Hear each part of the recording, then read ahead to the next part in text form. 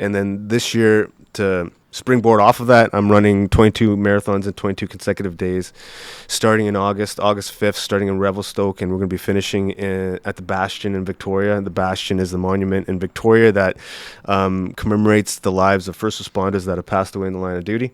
So we're going to be August 5th to the 27th, running 22 marathons across the province, highlighting consistency of effort. Yeah. And then we'll figure out what we're going to do after that. Thank you so much for tuning into the 176th episode of the Athletes Podcast featuring Sachin Latti. If you haven't heard of him, he's an incredible endurance athlete, specifically advocating for those suffering in silence. Sachin's story is so incredible. He was gracious enough to join us on my parents' backyard balcony, and we chopped it up for an hour and 15 minutes. He's an incredible human being who's doing incredible work for those who also do incredible work. As someone who's been in law enforcement for 20 plus years, during the conversation he talks about it, he went from 230 pounds, not considering himself a runner, in a negative state, to working his way out of it simply by getting up, being consistent, running every day, and making his bed. If you folks have struggled with mental health, know someone who has, you know that it's not an easy subject to bring up. This has been consistent over the past couple months as we talk with professional athletes, coaches, nutritionists around the world. This is prevalent and people need to start talking about it more. So I appreciate people like Sach who are out there sharing these incredible stories on a weekly basis, and there wouldn't be these impacts being made from people like himself. He references a guy like Terry Fox, one of the most incredible Canadians ever. He's on his route to doing the exact same thing. It's pretty impressive to say the least. Again, folks, thank you for tuning into this episode. It's sponsored by Rooted. If you haven't heard me talk about them yet, post on our social medias. They have an incredible product. It provides 24 vitamins and minerals, 9 superfoods and probiotics, as well as 3 times the electrolytes of typical sports drinks. So if you haven't tried it yet, use the code AP20. You know we got you an extra 2% on that. So it's AP20 at rooted.com. Men's, women's, prenatal products, all available. Check them out. This is episode 176 of the Athletes Podcast featuring Sachin Latti. Thank you so much for joining in. Hit that subscribe button. You know it's part of our Athletes Agreement. I appreciate you doing that because it allows us to continue to make incredible content on a weekly basis and help us educate, entertain, and inspire that next generation of athletes that you are a part of. Thank you so much. Hope you enjoy the show. Here we go.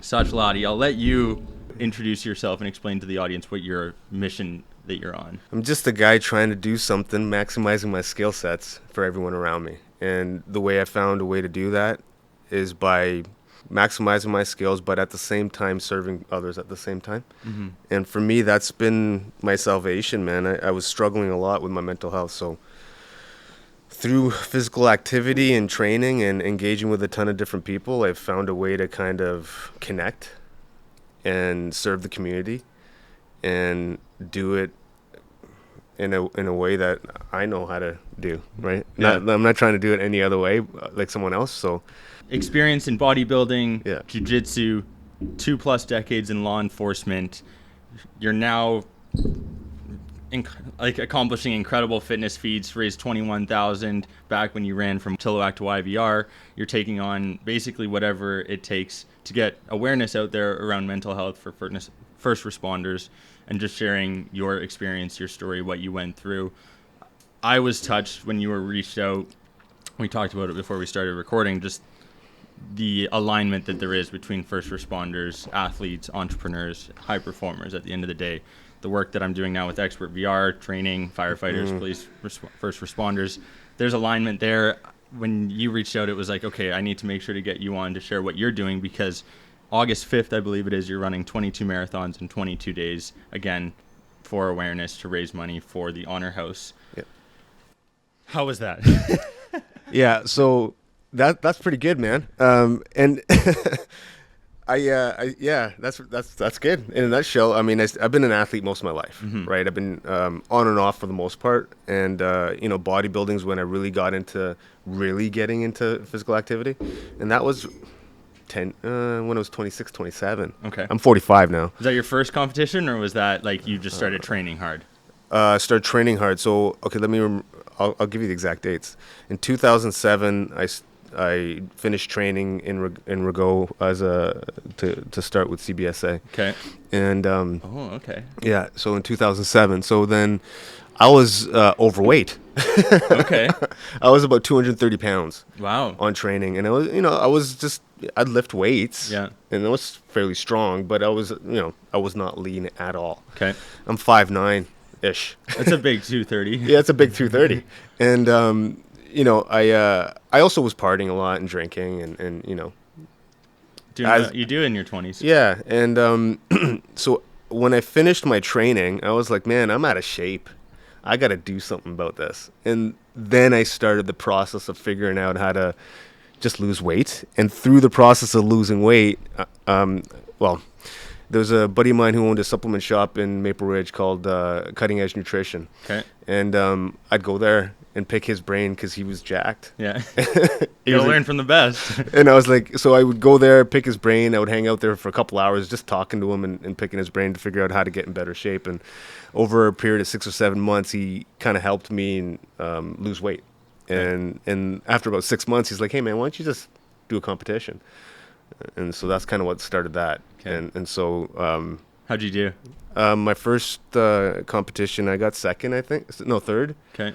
And I mean, I placed in every competition I competed in. I never got first though. Okay. How hardest part? The diet. Yeah. Getting the diet under control, and then so like I would diet for 16 weeks at a time. Okay. So before a prep would be 16 weeks, and it takes about 2 or 3 weeks to get into that mindset. Yeah. And then once I was in it, I was fine. Yeah. But for me, the more challenging part was the rest of the year. Okay. Right? Managing my food all the time. Mm-hmm. As opposed to like, okay, this 16 weeks I'm controlling everything. Right. Which is, I kind of do. Yeah. Go all in. But the difficulty for me was like balancing how to live my life normally. And I don't think I ever figured that out while I was competing. So that rebound everyone talks about, eating intuitively is like the second one. It's tough. Like I didn't even go through a competition when I dieted down, and I noticed the rebound effect, and I'm still working on the intuitive eating aspect. But I think you can obtain good habits, like you said, and you learn how to, okay, I did this for 16 weeks and I lost weight. So if I do that in a sustainable fashion, theoretically I should be able to do that, right? Mm-hmm. And I think that's what you're proving out, right? You reverse engineered, okay, I have this end goal in 2025 of running across Canada. How am I going to be able to do that incrementally, working up to that? Am I correct in saying that? No, for sure, 100%, man. And everything's been like that for me most of the time. I always, it's kind of funny. My friend Sean mentioned this to me too, and I never really recognized it until he mentioned it. I set goals that are way out of reach. Like any normal person or even me in that moment have no capacity to even achieve it. Like zero. Okay. Like no inkling of ever achieving it. And I would still set it. And then I would reverse engineer, what do I need to do that? And that's kind of been my MO for most things. Mm-hmm. For jiu-jitsu, for bodybuilding, for running. And now I'm applying it in all other aspects of my life, not just physical activity. Right. So that sort of high achiever sort of mentality. I never thought I was one, ever. Mm-hmm. I thought it was average. I thought it was less than average most of the time. And only now I'm starting to realize, okay, I have a couple skills here, and I can like really get after things. Mm-hmm. And so I'm now at a stage where I'm like, oh, okay, wait a second. Maybe I am kind of a high achiever because I've achieved a couple things that are, outside of the realm of normality. For sure. That's actually an indicator of high achievers, is when there is that self-doubt prevalent. Mm. So that constant desire to get better and consistently improve is actually one of the things that high performers, almost all of them, have. And there's a couple others. Alex Hormozi did a little thing on it around like basically self-doubt, the need to impress or like provide to others, that act of service, and then finally around like just scratching that own internal itch. Yeah. So it was interesting when you bring that up because it's right there, and you've talked about how service saved your life. Yeah. Do you want to share how that? I mean, 100%, man. 2 decades in law enforcement, but now taking that a step further. So for me, serving in law enforcement, I look at it as service, but it's still kind of a job. You're still getting a paycheck and doing the things, right? Mm-hmm. And for me, I was compelled to serve, man. Like I've been thinking about it, like what's kind of gotten me to where I'm at, and I can't explain it other than just being compelled. Yeah. Right after, when I was struggling really a lot and going through my divorce and mentally like really struggling quite a bit, I was just, I don't know, man. It's something when I started running, the running really was just kind of get my head right. Okay. And then I started doing that. And then when I started progressing to a certain degree, I was like, okay, I got to do something.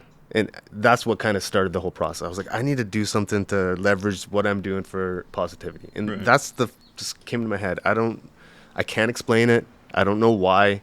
And I can have a rough idea, I guess. Like I have I'm surrounded by pretty cool people that do cool things. I have a family history of service, right? So maybe there's elements of that. Yeah. I'm from a Punjabi community, a Sikh community, and the underlying theme in Sikh religion and culture is service and selfless service. So maybe there's elements there. I can't really put my finger on it, though. Right. Do you, spending time in law enforcement, K-9 division as well, which is interesting because Megan Augusta, who I don't know you're familiar with, she's a Vancouver Police Department member. She's also arguably one of the best hockey players in the world, lives in White Rock. She played for Team Canada, 3 gold medals, 1 silver. She's also a VPD member, and we're chatting with her probably over the next couple of weeks. And Awesome. it's that same service is at the core of what she's doing, whether it's like she wanted to be a K-9 department growing up. And so there's similarities always with these high performers that have that desire to serve on top of it. And like when you think of what you've been able to do so far and you talk about lofty goals, you're 2 years in, what do the next 8 look like? So I've set goals. In my head, I've already achieved them. It's kind of funny. Yeah. It's weird. I just function that way where I've already achieved these goals in my head. I'm just going through the motions to make them happen now. Like you're basically a fifth of the way through this process, Yeah. right? This journey where you're the vessel going through the motions and making this happen. What are those goals for that 10-year mark so that people listening For sure. know So them? the ultimate goal really is to create a platform that tracks me and others that are doing pretty cool things, and being able to create that platform here in Canada that can help inspire, motivate, educate, maybe have some fun along the way, and also with that platform eventually creating it such that it's large enough to reinvest that money that comes through that back into the community. So wherever that needs to go. And we've already discussed, I don't need a lot of money. I mean, I really don't. Money doesn't motivate me. It doesn't inspire me. It doesn't get me getting after things. So as long as my bills are paid, I'm cool with that. And so my vision is to have 1 million subscribers on the YouTube channel. And that may take 5, 6, 7 years, whatever, 10 years. And as soon as that's achievable, then we start reinvesting everything into the community, pay myself a sum of money, whatever that is, based upon how much is generated through that channel, and the rest goes to the community and building the channel. That's it. I heard the story on a previous podcast, and I was like, this needs to get out there to the world more, right? And it's along the lines having audacious goals, or goal of educating, entertaining, and inspiring the next generation of athletes is not going to happen today. Probably won't happen tomorrow, but in 5, 6, 7 years, we'll be well on our way. Hopefully along the same lines, getting 1 million subscribers. I wanted to make sure we got and showcased what you're doing today so that we can generate, even if it's a couple thousand people heading in your direction over the next little bit. That'll be amazing. And then we'll be able to continue to showcase this because you pointed out Terry Fox did this however many decades ago, and continues to raise how many billions dollars now for cancer So research? it's been over $1 billion since his passing has been raised in cancer research in his name, like specifically to Terry Fox. $1 billion, man. And when I heard that number, I was like, oh, I mean, that's a no-brainer. Like, you get to train, you get to work out, you get to connect with awesome people, you get to highlight other awesome people, and raise money and awareness for a cause that people are talking about, but not a lot of people are doing things for people like that for it. And, I think it's about time that we do. It's well overdue, frankly, in my opinion. I mean, you started a couple years ago. The mental health the issues that have occurred over the pandemic, we still haven't seen. Oh, 100%. It's just the tip of the iceberg right now that we're seeing, and I'm actually really nervous about what the next decade looks like. So that was why I was so adamant about getting you on to share, hey, like, this needs to be talked about now, because people, whether they're my age, in their early 20s, late 20s, 30s, 40s, 50s, 60s, the list goes on. People are isolated. People are down. They might be in that funk. I was in that funk at one point. Yeah, you were in it. yeah. I want to make sure that we're sharing these stories to share, hey, like, people can go through those.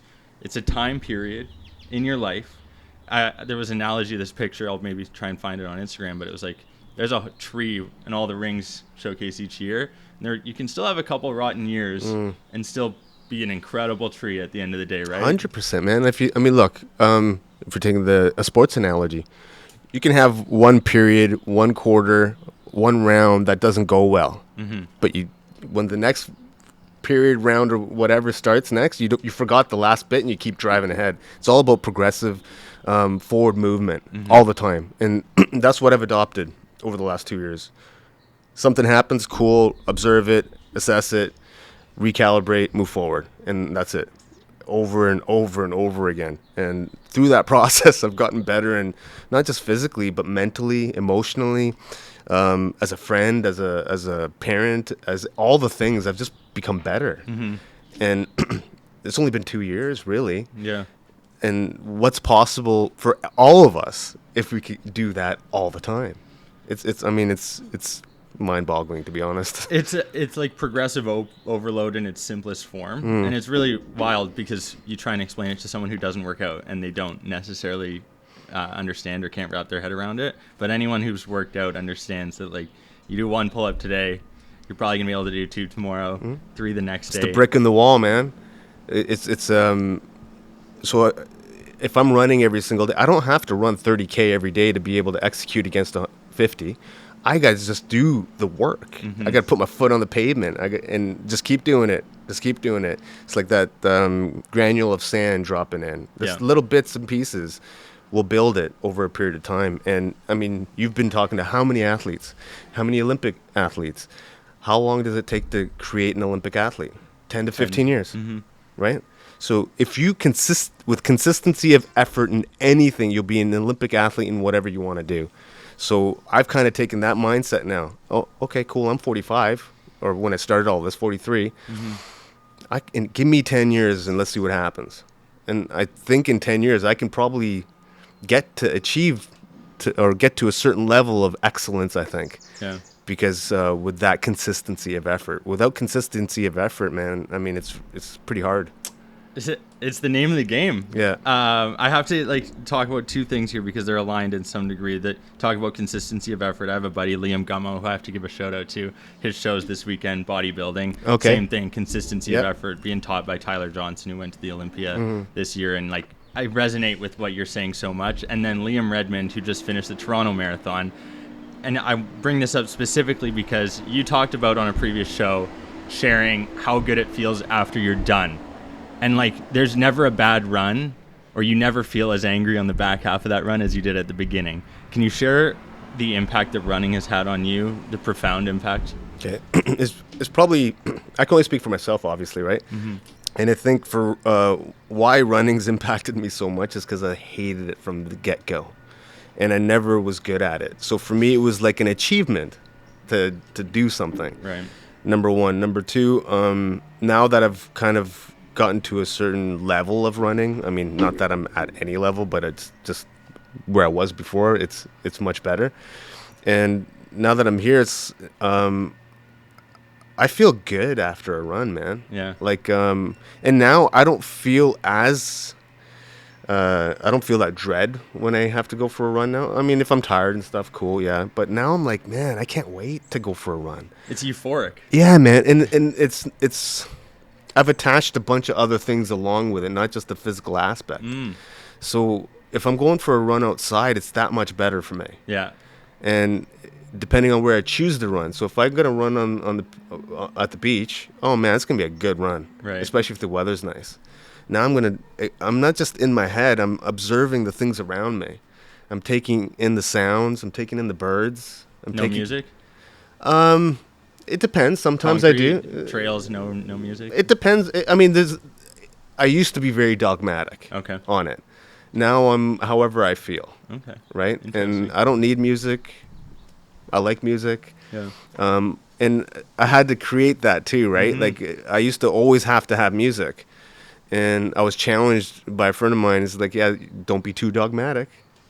Because, if you're too dogmatic, then, you can't go for a run if you don't have music. Or now you got to go back home from the gym and because you don't have you forgot your headphones. Okay, well, no, that's not a good idea. So I purposely tried to figure out ways to get off of the music. Right. So I spent about 2 months just on the treadmill alone without music. Whoa. To purposely get my head right, to figure out how to apply more focus on a run. Was that again like doing the dreadful part of like, because I know you prefer outside to treadmill, so it was like no music and treadmill to just go after what you hated? Yeah, because being on a treadmill to run 20 or 30K is boring. That's an understatement, but yes, I'd agree. And it's not fun. So I knew that, and I was like, okay, man, let me figure out how to be better at having focus and being in the moment. I was like, all right, F the music. And I spent 2 months on the treadmill. And I didn't go outside at all. I was like, okay, we're on the treadmill. That's it. Animal. And then after that process, I was like, okay, cool. I don't need music now.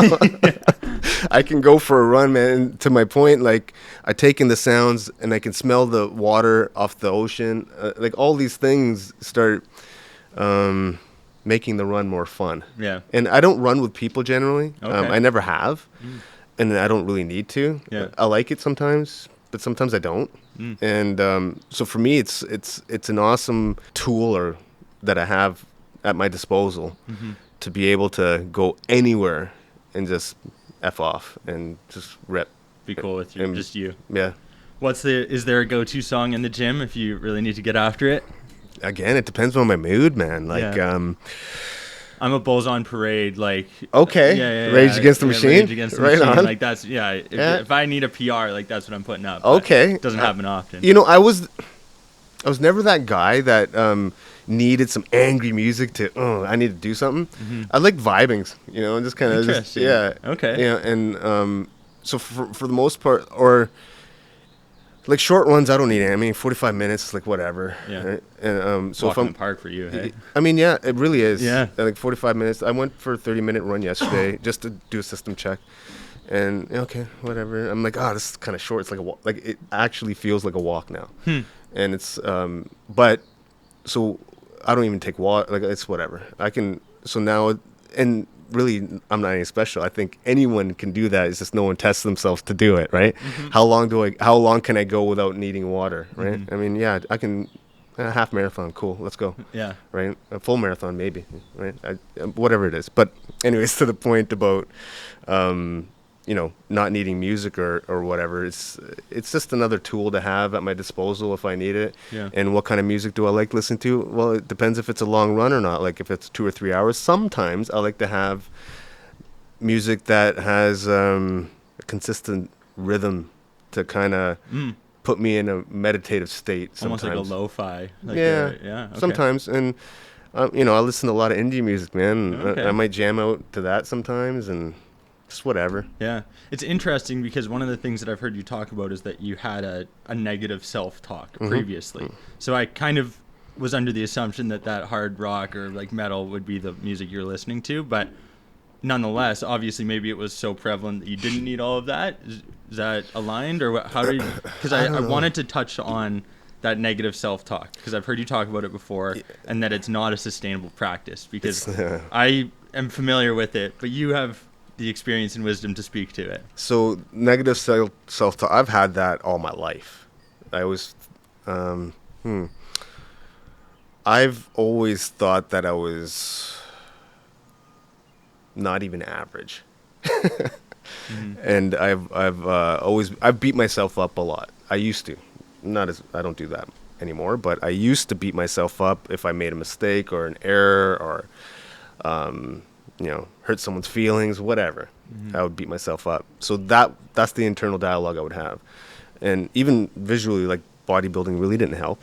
Really? In that regard. Interesting. In the sense of, like, Still body dysmorphia, still imposter syndrome. yeah, the whole time, right? And like, okay, my legs aren't big enough, I'm not lean enough, my arms, this, that, all the things, right? Yeah. And so, I've had that for a long time, and I don't know if running's helped it or not. I think the entire journey has helped it, and understanding that, understanding me as a person, just fundamentally, Right. I'm just naturally a neurotic person. I find holes and gaps. That's what I do. Okay. And now that can turn very negative, Yeah. or you can use it as a tool. And I had it as a very negative thing for a long time. Right. Just using the tool the wrong way for a bit. Yeah. Yeah. And now I'm kind of trying to apply it as a tool to, see where gaps are. Mm-hmm. Instead of whining, complaining about those gaps, finding solutions and executing against them. And part of the reason of, why I feel like I need to move out of the law enforcement community now, or in terms of like transitioning out of my career, is because, and nothing against it, it's just I want to control my entire destiny. Mm-hmm. I want to control everything. Mm-hmm. And I have certain ways of thinking. And I can't force the entire planet to think that way. Yeah. And I can't force an entire organization to think that way. I thought I could. Right. But, the reality is you can't, right? And all I can do is control myself. Mm-hmm. All I can do is control my thoughts. And whatever actions I take, that's what I control. So that's what I wanted to do with the entire thing that I'm doing now. Is like, you know what? Here's a problem that I see. Here's a potential solution or a piece to a solution that I can control, and then I can push forward. And that's kind of now my MO. Yeah. Yeah. And it's difficult to do when you're on a job where you have no idea what you're going to face on a daily basis. That, and you're told what to do. Yeah. And there are rules and laws that you have to adhere to and apply, and which is awesome. Yeah. All great. But I just don't want to be constrained by things anymore. Yeah. I want to spread my wings, because I'm like I feel like a this may sound silly, man. I feel like a butterfly now, man. Like over the last couple of years, I've been just kind of recreating myself into a new thing, and I just want to spread those wings and be able to Fly. fly, see what's possible, man. I just want to do my thing. Yeah. No, it's incredible to be able to witness. I've been following probably 6 months now your journey, and I'm in awe. It's really an honor to be able to share your story. Man. And Thank you. I do have kind of more questions here, but one of the things that you talked about was being able to accomplish whatever, laying that foundation a couple of years ago. And I know you've referenced his book, Can't Hurt Me by David Goggins. We did the Goggins Challenge a couple of years ago in March, 48 hours, 4 miles every 4 hours for those hours. How did it feel? Honestly, Yeah. it wasn't as bad as I thought it was going to be. Yeah. And like Liam Redmond, who just finished that Toronto Marathon, afterwards, it was incredible. Awesome. Because the physical impact, it hurt, whatever. The long-term ability to be able to say, I can do whatever the heck is put in front of me, priceless. Awesome. Right? And I think you've probably experienced that on 100 different occasions. I've done Goggins thing before. How did you like it? It was the first challenge I did. Like Same. in terms of like it's not the first challenge. Sorry, let me correct that. In 2022, when I started my fundraising season, Oh, okay. that was the first challenge I did. It was Goggins 4x4 48. Yeah. And it was. I mean, it was the first challenge that let me know that, oh, I can do this. Yeah. Because I think at the end of the challenge it's like 76K or something. Mm-hmm. I almost did 100. Oh wow, just a little extra. I just did a little because I have an ego, man. Got to stroke it. And it was that, and also I wanted to push myself. Yeah. Right. And and it was then I would realize, oh, I can actually do more. For like, sure. And essentially that's I think what it's for people, right? It's to help you understand, like, oh, I can do a lot more than what I actually think I can. Mm-hmm. And whatever I think my best is, I can actually outdo that too. Yeah. And you can always outdo your best. And what's his metric? 40%. That's when the mind kicks in. Yeah. Like, I don't know. I felt it that day. I don't know if I felt it all the time the same way, but I mean, were you waking up, sleeping every couple hours? Did you do sleep every bit? Yeah. Were you stretching? Anything? Like, how'd you hydrate, train, nutrition? I didn't sleep every time. No. I was so new into that game too, Yeah, right? yeah. So I probably could have done it better, Right. to be honest. I didn't do it. I wasn't eating well, like the same as I do now. Electrolytes, nutrition. Like I would probably slay it now. It would be easy now. What are those things that you implement? Like we're trying a triathlon in a week and a half. Awesome. So Where are you guys going? heading over to the island. Nice. Yeah, that's why we leave this Oh, afternoon. you on the 28th? Yeah. I got a buddy of mine doing that one too. Yeah. That's awesome, Yeah, man. yeah. So we're trying the try. It's a little sprint version. Okay. Not quite the full distance, but we're working up to it, putting Awesome. those bricks down. Good, man. But for others out there listening and for us, what are those training, nutrition things that you're implementing to see the success? Set yourself up for the next day, the day before. Okay. That's important. And I think a lot of people might skip that, right? Mm-hmm. So, for example, let's say if you're going for a long ride tomorrow and the weather's going to be hot and you're going to kick off around 8 or 9 in the morning and it's going to be a 4-hour ride, let's say, Yeah. and it's going to be 30 degrees. Okay, how are you going to set yourself up for that? Crushing a ton of water, probably drinking a ton of electrolytes the night before, and probably eating some more carbs that night. Yeah, similar idea, right? Yeah. Now, you can probably tweak that a lot more based on the more times you do that. Right. So let's say you have long rides 100 times. You're going to tweak and create a better protocol each time for that. Yeah, refine that process. And that's essentially what all of it is. It's repetition, it's reps. Yeah. The more you do it, the more you understand your body. Mm-hmm. And the better you understand your body, then you can apply those things for the next day. But you have to be intentional about all of those things. Right. And if you're a professional, that's what you do. Yeah, it's so true. I think of it again, alignment along the high performers, first responders. It's training, going through those repetitions on a daily basis, making sure that you're prepared for when that situation occurs. It's kind of like the VR training. You're going through those same motions. Yeah.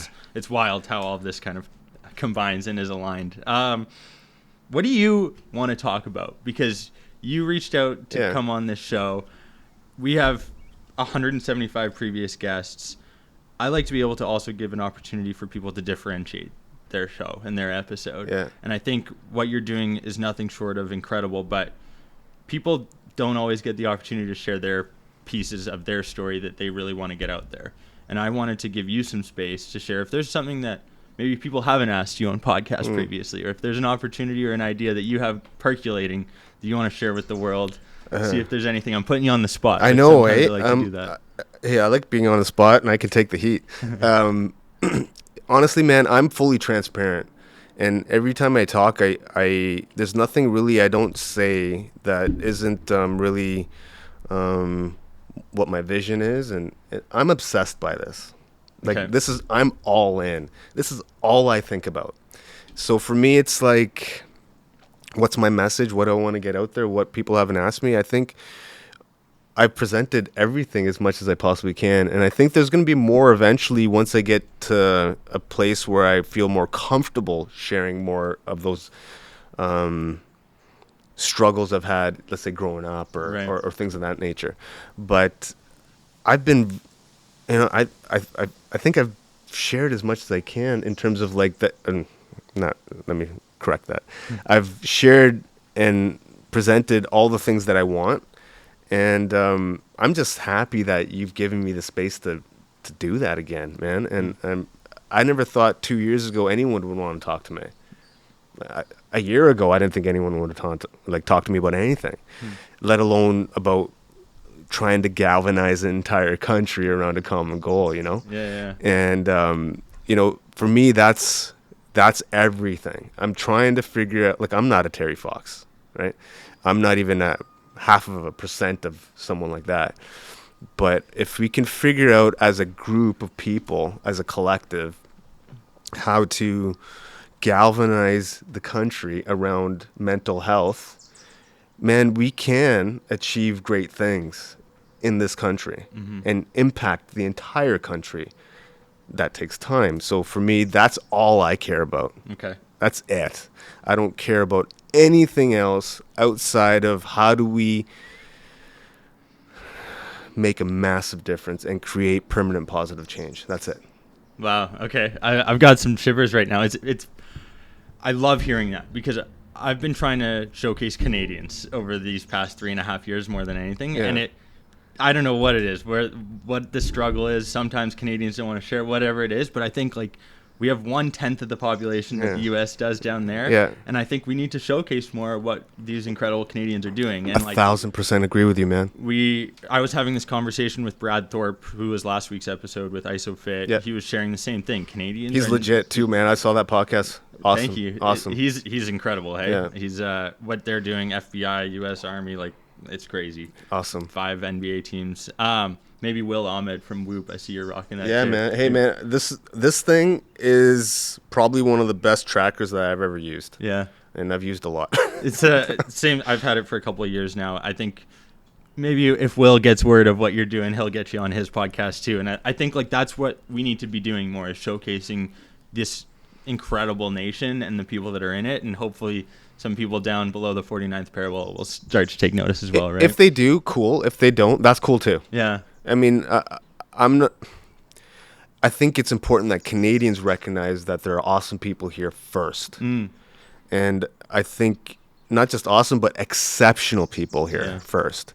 And the reason why I think that's super important is because people need to understand that there are levels to the game, and not to exclude people from those levels, but to show people that there are levels.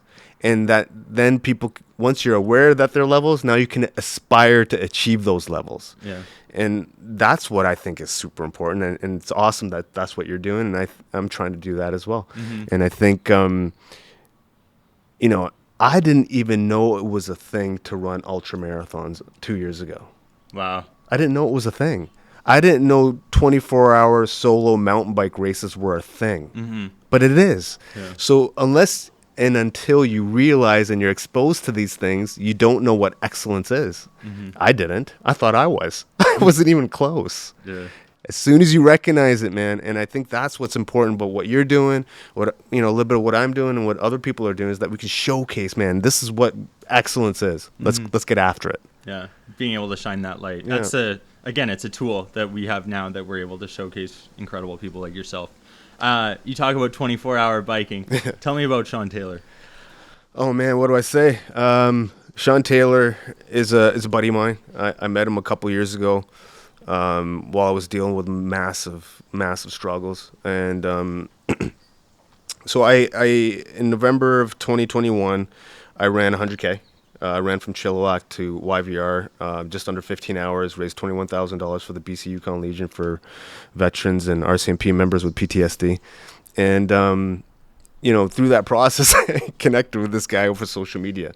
And, with certain other circles of friends that are kind of connected. And so for your listeners, he's I think he's almost 60 now. He's a retired veteran. He was a Tier 1 operator, so JTF2, Special Forces, Special Operations. He was on JTF2 when it was created 30 years ago. He just went to the anniversary not too long ago in Ottawa. And for your listeners, I suspect most of them don't know what JTF2 is because in my experience in talking to a lot of people, maybe 1% of people know what that is. Yeah. But as soon as I say Navy SEALs or Green Berets or something like that, it's, oh, okay. So Tier 1 operator, so... that's what JTF2 is, a Special Forces team, equivalent to, let's say, SEAL Team 6 and, Green Berets and people like that.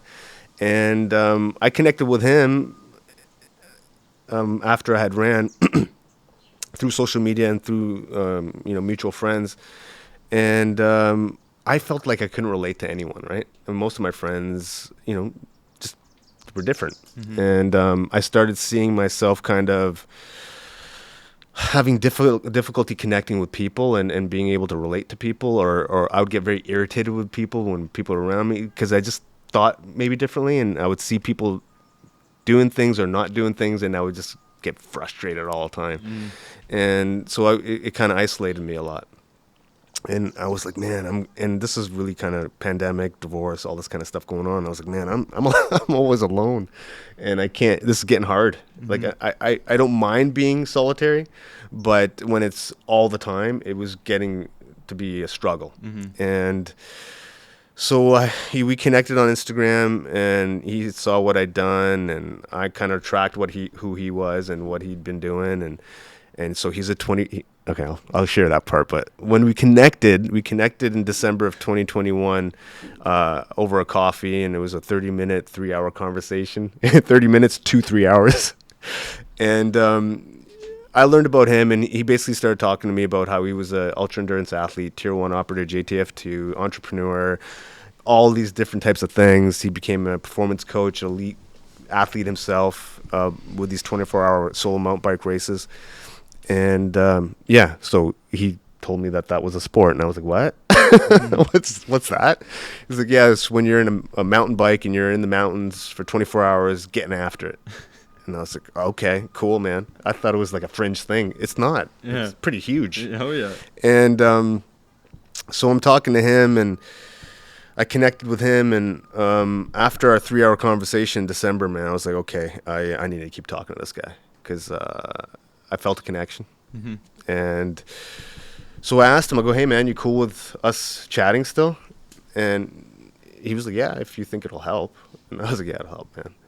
And so he lives in Rosslyn, BC. And, for your listeners, that's like 7 hours from here, driving from the Lower Mainland. And it's a small town in the mountains, and you're only going there to mountain bike or ski. And there's nothing else there, because I just got back from there. There's nothing there. But it's an awesome town. Yeah. And so he tells me all these things, and eventually, he and I would Zoom call each other 2-3 hours a day, maybe 3-4 days a week, for about 2 months. And I say this with full clarity and honesty. He saved my life. Without his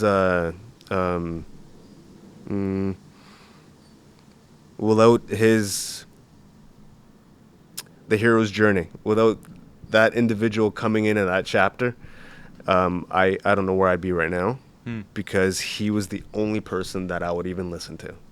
Like, I wouldn't listen to family, I wouldn't listen to friends, certain types of people come into your life that present a different perspective, and you just listen. At least I did. And that's who he is, man. He's a badass, airborne sniper, all the things that you would imagine. Basically, kind of like having Jocko Willink on speed dial. And I took full advantage of, meeting him and being able to talk to him. And essentially what he and I would do is do what we're doing right now, just kind of having a coffee and chit chat. And I would throw ideas at him, and he would throw some back at me, and we would kind of manipulate those ideas and move them around, and then proceed forward. That's amazing. Yeah. Shout out to Sean Taylor for doing what he's been able to do. It's incredible. You bring up Jocko. I know that Extreme Ownership was one of the first, if not the first book you started reading during the pandemic. First one. Yeah. I brought out a quote here. I wanted to see what resonated with you, what you thought of it. The test is not a complex one. When the alarm goes off, do you get up out of bed, or do you lie there in comfort and fall back to sleep? If you have the discipline to get out of bed, you win. You pass the test. If you're mentally weak for that moment and you let that weakness keep you in bed, you fail. Though it seems small, the weakness translates to more significant decisions. But if you exercise discipline, that too translates to more substantial elements of your life. Yeah, it's reps, right? I hear reps there. And I agree with it, and I've fully implemented that way of thinking in my life now. I hadn't before. I only implemented discipline in slivers or parts of my life. Now I kind of do it almost everywhere. I actually make my bed every single morning. Yeah. And before I used to, but sometimes I wouldn't, and and sometimes I look at my bed and it's like not, it's messy. All right, let's make my bed. Yeah. Not because I don't even think it's important to make it, but the act of doing it is what's important. Mm-hmm. The act of doing the things as a routine daily is important. At least for me it is, and for people like Jocko, who I would classify as a leader in the space, right? Mm-hmm. And this, so I mean, you gotta have to kind of look at, like, what does that mean? Discipline is doing things that you don't want to do on the daily. Going for that run. Yeah, but over time, so Jocko also says discipline equals freedom, right? Mm-hmm. Is this famous quote he says. Yeah. And you hear it and people throw it around all the time. I actually understand what that means now, because I feel free now. I feel a level of freedom because I do the things that I need to do and get them done and then build upon them. And then that freedom that I have, man, it's freedom of thought, freedom of imagination, freedom of, like, anything that comes into my head, I know I can execute against. And that's freedom and confidence, right? Yeah. And that's built through discipline. It's goes like perfectly into this next quote of implementing extreme ownership requires checking your ego and operating with a high degree of humility. Admitting mistakes, taking ownership, and developing a plan to overcome challenges are integral to any successful team, which is basically what you just said, summarized. Yeah, man. And I'm only, look, I didn't invent it. He didn't invent it. That's what you're supposed to do. Mm-hmm. And tier one operators, that's part of selection. Yeah. Right? And for people to get into these types of trades in the military, that's what you have to do. It's about always seeking excellence. Mm-hmm. It's about always striving for betterment for yourself and everyone around you. So it's so if you adopt the idea that, okay, I need to be the best version of myself for everyone around me, then that applies, like, that goes far reaching. That goes everywhere, man. Mm-hmm. And if you assess things after you do something and try to figure out how to do the thing better, I mean, again, it just pushes that forward. Yeah. And man, I align with that 100%. So I feel like we could be here all day. We can. I mean, it's up to you, man. You got things to do, though. No, I really do appreciate your time. I can't wait to see where this journey takes you, to be able to follow along. I'm sure we're going to be featuring you more along. We have to give a shout out to Marcus from Maryland. Oh, yes. I feel like you're rocking the shirt. I know. I mean, listen, I will support anybody that has integrity and that can align with me in whichever direction, which means service and trying to get after it. Mm-hmm. And Marcus was the first, from Magnum Supplements, was the first company, I mean, notable company, I suppose, that believed in my vision. And I told him my vision when I didn't really quite believe it myself. It's like May of 2022, I signed my contract with him. So it's been just about a year now. And even when I was telling him my vision, it was hard for me to kind of believe it. And he was like, oh, yeah, cool, awesome, let's go. And he was all in right away, in the sense of, like, understanding where I was coming from. Again, he's also a businessman, right? So he also had to observe to see if I wasn't full of it. Right. And, I think over a span of 12 years, if I take a step back and reflect on the delta over the 12 months, man, I'd be hard-pressed to find anyone who's achieved the amount of stuff that I've achieved across multiple sort of levels as I have in such a short period of time. So true. As someone who's watched the show, the way we wrap up every episode is we ask our guests their biggest piece of advice to the next generation of athletes. You've provided 58 minutes of pure gold, but I'm hoping I can pull out one more nugget, Okay. even if it's how to get big biceps like yourself. Bro, oh man, my biceps are not great. I'll tell you. They're not bad. Yeah. Years of consistency of effort, right? I think for athletes, for anybody, I think if you apply consistency of effort on anything, you'll be good at it. So take the long road. Don't think of things as a short-term goal, right? Everything is long-term. Mm-hmm. Everything is 10 years. If you apply a 10-year window to things, then it becomes easy to execute against, because now you can just set your plan and keep doing the thing over and over and over. And that's what athletes are, man. Mm-hmm. Reps. Just keep doing it over and over, and understand with that consistency of effort, you will achieve what your best is. Mm-hmm. You might not be the, Usain Bolt. Yeah. But you'll be your best version, and that's all you can ask for. All you can ask for is being the best version of yourself, and then the rest will fall as it may. Wise words. Thank you so much, No Mr. worries, Latti, man. for coming on the show. I really appreciate your time. It's an honor. I can't wait to keep following along, and we're going to do the best to provide the AP support and showcase what you're doing. August 5th, you're starting in Revelstoke? Oh, yeah. We should probably talk about that. Okay, so, this year, so I'm progressively increasing my challenges. Last year, I did 9 ultramarathons in 9 months to raise money for the Honor House Society. I ended up raising $15,000 for that charity in that span. And then this year, to kind of springboard off of that, I'm running 22 marathons in 22 consecutive days, starting in August 5th, starting in Revelstoke, and we're going to be finishing at the Bastion in Victoria. The Bastion is the monument in Victoria that commemorates the lives of first responders that have passed away in the line of duty. So we're going to be August 5th to the 27th, running 22 marathons across the province, highlighting consistency of effort. Yeah. And then we'll figure out what we're going to do after that. Amazing. Well, maybe we'll contact Magnum and see if we can get some money to support what you're doing there. I can't thank you enough. I want to make sure that everyone who's listening, watching, checks out what Such is doing. It's incredible. Your website, Such in Motion? Yeah, so it's www.suchinmotion.ca. All my sort of who I am, what I'm doing. If you want to donate, you can also donate through there. Any donation gets sent directly to Honor House Society, and any Canadian donation gets a tax receipt, so I don't touch any money. And just for your listeners to know, Honor House Society is a local charity in the local Vancouver area.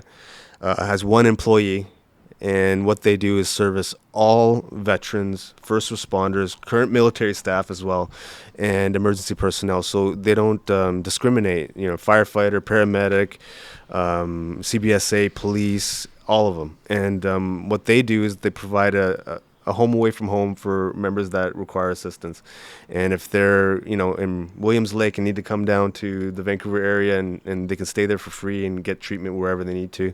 And the money that we're raising this year and the next 10 is to further build the ranch in Ashcroft, which has 10 cabins with cutting-edge treatment, so members can go there free of charge. And the ultimate goal with the YouTube channel, like we were talking about earlier, is to help contribute to that charity so that they can hopefully build an honor house in every province across Canada. Wow. And that's the goal of the president, Al De Genova. So always hard to say his name. He's the president and the chairman of that charity, and his vision is to have one in every province. So I'm gonna do my best to see if I can help with some of that. Amazing. Well, we're gonna see what we can do too on our end to help. Thank you so much. I really appreciate it, man. Appreciate you, bro. Thank you. Hey, just wanted to say thank you for tuning in to the Athletes Podcast. This is the 176th episode. Crazy. Before you log off, do me a favor and the team a favor. If you could hit that like button, the review, comment, whatever streaming platform you're using, just drop a quick comment, what you liked about the episode, even if it's just some words of support for what he's doing. It would mean the world to us, the team. Phoenix Whalen, who's our producer, Jordan Maslin, who's our app developer. I'm David Stark, your host. We all are grateful for what you're doing on a daily, weekly basis, consuming our content, because it is going to allow us to continue to do this for years to come, and we're going to impact so many people in a positive fashion. I want to thank Such again for coming to our backyard to film, and for having such an incredible conversation, sharing highs, lows, and everything in between. It doesn't happen often where you're able to simply sit down, have a really incredible conversation. I'm fortunate enough to be able to do it on a weekly basis with this show. I can't wait for next week's episode and for you to tune in. We'll see you then. Hope you have a great day. Bye.